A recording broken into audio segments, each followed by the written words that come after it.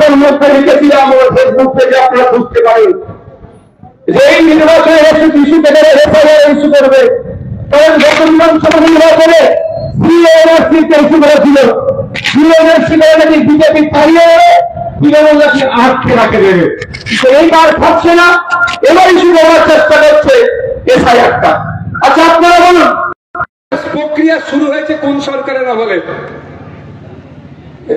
তৃণমূলের আমলে না সিপিএম বামেদের আমলে? আমার তো মনে হয় বামেদের সরকারের আমলে এসআইআর হয়েছে। তৃণমূল বলছে যে এসআইআর হাত থেকে বাঁচতে গেলে তৃণমূলকে ভোট দাও। নিশ্চিতভাবে বিকাশ রঞ্জন ভট্টাচার্য স্যার তখন মুখ্যমন্ত্রী ছিলেন না, মীনাক্ষী দি বা আমরা যারা আছেন তারা কোন ক্যাবিনেটের মিনিস্টারও ছিলেন না। মমতা ব্যানার্জির আমলে এসআইআর হলো, মমতা ব্যানার্জির আমলে 1 লক্ষ মানুষের নাম বাদ গেল।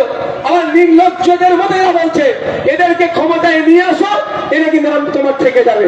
তার মানে এরা একটা জিনিস ক্লিয়ার হচ্ছে, এরা ইচ্ছাকৃত ভাবে আপনার আমার পরিবারের মানুষের নামটাকে বাদ দিয়ে ভোটের ফায়দা নেওয়ার জন্য আপনাকে আমাকে ভয় দেখিয়ে আবার ভোটটাকে টানতে চাইছে।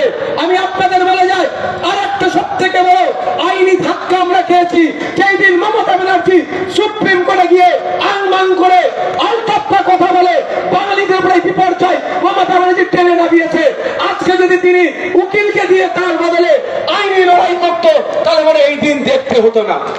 এখন বলছে ক্ষমতায় নিয়ে আসো, তাহলে নাম চলে আসবে। আমি আপনাদের বলি, লড়াই করছি আমরা, লড়াই করছে লাল ঝান্ডারা এসআইআর এর জন্য। মাঠে ময়দানে লড়াই হচ্ছে এবং সাথে সাথে আইনি লড়াই হচ্ছে।